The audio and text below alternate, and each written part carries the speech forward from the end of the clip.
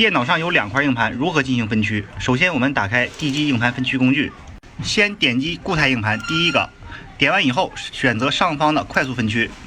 固态硬盘分区可以选择自定，可以分成1个，也可以分成2个，我们选择2个。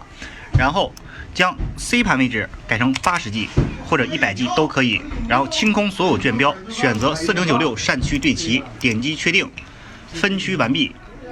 固态硬盘分区完成以后，我们进行机械硬盘分区，点击机械硬盘，依然是选择快速分区。机械硬盘分区也是因人而异，我选择3个分区，将 C 盘位置改成330，后方主分区勾去掉，然后前面锁头打开。2048扇区无需改动，不要去改成4096，点击确定，等待分区完成。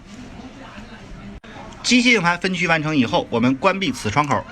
然后进行系统安装，点击 EIX 系统安装，选择我们要进行安装的系统，选择 Win10系统，选择本地磁盘 C， 也就是刚刚固态硬盘分区的80G， 点击一键恢复，点击确认，等待恢复所有映像完成。